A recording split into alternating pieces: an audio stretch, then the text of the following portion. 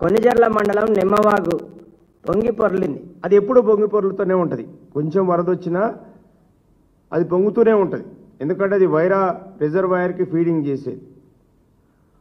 ఒక DCM driver ఆయనకు తెలియక అక్కడికి వెళ్ళిపోతే ఆ వరదలో కొట్టుకొని పోయాడు.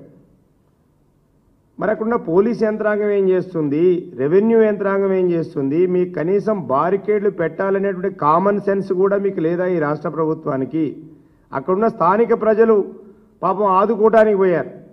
ప్రజలు ఆదుకోవటానికి పోతున్నారు, మరి ప్రభుత్వం ఏం చేస్తుంది? మీరు ఎక్కడున్నారు? నిద్రపోతున్నారా? కనీసం బారికేడ్ పెట్టి ఒక పోలీస్ ప్రొటెక్షన్ పెట్టి మీరు ఇటువైపు ఎవరు వెళ్ళకూడదని చెప్పేటువంటి పరిస్థితి. అంటే ప్రజల యొక్క ప్రాణాలని గాలికి వదిలేస్తుంది ఈ ప్రభుత్వం. అట్లాగే అనేక ప్రాంతాల్లో రోడ్లు జలమయమైపోయినాయి. స్వయంగా ఈ రాష్ట్రానికి డిప్యూటీ ముఖ్యమంత్రిగా ఉన్న బట్టి విక్రమార్క గారు ప్రాతినిధ్యం వహిస్తున్న మదిర పట్టణంలో నిన్న ప్రజలు పెద్ద ఎత్తున ఆందోళనకు దిగారు. అయ్యా మమ్మల్ని రక్షించండి, ఈ వరద నుంచి మమ్మల్ని రక్షించండి, ఎన్ని సంవత్సరాలు ఈ బాధ పెడతామని. ఆయన ఇప్పుడు 4 సార్లు ఎమ్మెల్యే, అక్కడి నుంచి 4 సార్లు ఎమ్మెల్యే గెలిచాడు. కానీ 4 సార్లు ఆయన చేసింది శూన్యం. ప్రజలు నిన్న పెద్ద ఎత్తున మీ మీడియాలోనే వచ్చింది, మమ్మల్ని రక్షించండి మహాప్రభు, మీరు హైదరాబాద్ వదిలిపెట్టి మదిరకు రండి, మమ్మల్ని రక్షించండి అని ప్రజలు రోడ్లెక్కి గొడవ చేశారు. ఖమ్మం నడిబొడ్డున బైపాస్ రోడ్లో డ్రైనేజీ వ్యవస్థ అస్తవ్యస్తమై వాటి మెయింటెనెన్స్ లేక, వాటి డబ్బులు ఇవ్వలేక, ప్రభుత్వం డబ్బులు ఇవ్వలేక మున్సిపాలిటీ చేతులు ఎత్తేస్తే నిన్న వరద నీరు మొత్తం రోడ్ల మీద విలయట తాండవం చేసింది. ఇళ్లలోకి నీళ్లు వచ్చినాయి. ప్రజలు రోడ్ల మీద ఆందోళన చేశారు. ఓ పక్కనేమో జిల్లాకి 3 మంత్రులు ఉన్నారనేటువంటిది పేరుకు మాత్రం గొప్పగా కనపడుతుంది, కానీ వారి పని విధానం మాత్రం శూన్యం. ఇంకొక ఆయన బీహార్ పోయిండు, బీహార్ ఎన్నికల్లో మునిగి తేల్తా ఉన్నాడు. ఖమ్మం పట్టదు ఆయనకి, ఖమ్మం గురించి ఆలోచన లేదు.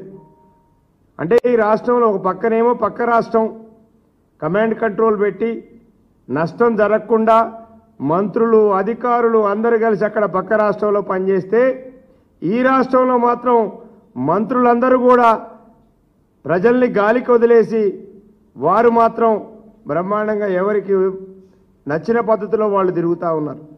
పల్లాగారు అన్నట్టు ఇక్కడ మంత్రులు, మా జిల్లా మంత్రులు కావచ్చు, వరంగల్ జిల్లా మంత్రులు కావచ్చు, జూబ్లీ హిల్స్ ఎన్నికల్లో మునిగి తేలుతా ఉన్నారు.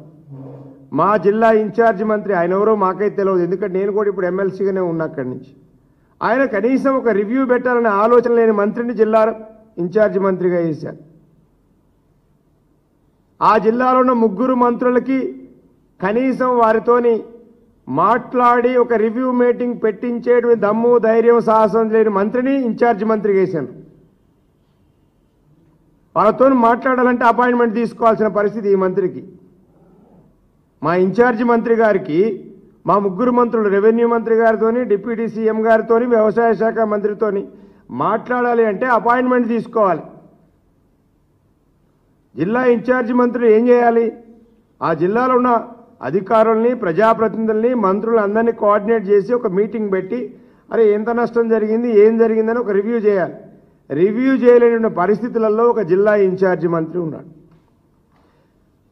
రైతులు ప్రధానంగా పత్తి రైతులు, వరి రైతులు చాలా అంటే చాలా ఇబ్బందిగా, సూర్యాపేట నుంచి మీరు ఖమ్మం కానీ, కోదాడ నుంచి ఖమ్మం వెళ్తే మీరు పాత్రికేయ మిత్రులు మీరు చూడండి, ఇవాళ వరి కోసి రోడ్ల మీద పోసినటువంటి వరి ధాన్యం మొత్తం కూడా కొట్టకపోతూ ఉంది. నీళ్లలో మొత్తం తడిచిపోయింది. 2 పొలాల్లో ఉన్నటువంటి వరి ఈలిన మొత్తం కూడా కోతకొచ్చిన వరి అంతా కింద పడిపోయింది, పొట్టకొచ్చిందంతా రాలిపోయింది. పత్తి ఈ సంవత్సరం ప్రతి సంవత్సరం మంచిగా పడితే 10-12 క్వింటాలు దిగుబడి వచ్చేది. ఈ సంవత్సరం 3-4 క్వింటాలే వస్తుంది. ఇవాళ ఎవరు కొనేవాళ్ళు లేడు. CCI వాళ్ళు పేరుకు వచ్చారు మార్కెట్లో, ఒక్క మిషన్ కూడా పనిచేయటం లేదు. రైతులకి ఆ మార్కెట్లో రైతు తీసుకొచ్చేటువంటి ఆ పత్తి తేమను కొలవటం కోసం మిషన్స్ ఉంటాయి CCI దగ్గర, ఏ మిషన్ కూడా పనిచేయట్లేదు. వాళ్ళు చేతులు పెడతారు బస్తాల్లోకి, వారు చెప్పిందే వేదం. ఇక్కడున్న CCI కూడా వ్యాపారులతో కుమ్మక్కయి తేమ శాతం 20% ఉంది, 30% ఉందని వాళ్ళకి వాళ్ళే డిసైడ్ చేస్తారు. ఏమయ్యా మీరు మిషన్లు పెట్టినారంటే మిషన్లు పనిచేయట్లేదు సార్ అంటాడు. అంటే మిషన్ చూస్తుందా తేమ శాతం, చెయ్యి చూస్తుందా?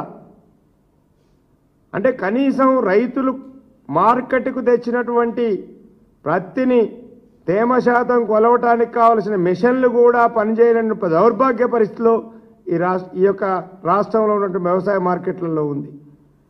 ప్రత్యేకించి మాకు వ్యవసాయ శాఖ మంత్రి గారు మా జిల్లా నుంచే ఉన్నారు. తక్షణమే ఈరోజు నేను పేపర్లో చూసా, వారు కేంద్ర ప్రభుత్వాన్ని డిమాండ్ చేశారు. ఏమని? 20% తేమ ఉన్నా కొనాలని చెప్పేసి. కేంద్ర ప్రభుత్వం, రాష్ట్ర ప్రభుత్వం రెండు రైతుల యొక్క నడ్డి విరుస్తున్నాయి. వారికి పెట్టుబడి సాయం సకాలంలో అందించరు, ప్రకృతి ఒక పక్క సహకరించదు, పండిన పంటని మార్కెట్కి తెస్తే కొని మద్దతు ధర ఇచ్చే పరిస్థితుల్లో కూడా ఈ రెండు రాష్ట్ర ప్రభుత్వం, కేంద్ర ప్రభుత్వం విఫలమైంది. మేము డిమాండ్ చేస్తా ఉన్నాం, ఇమీడియట్గా పత్తి రైతు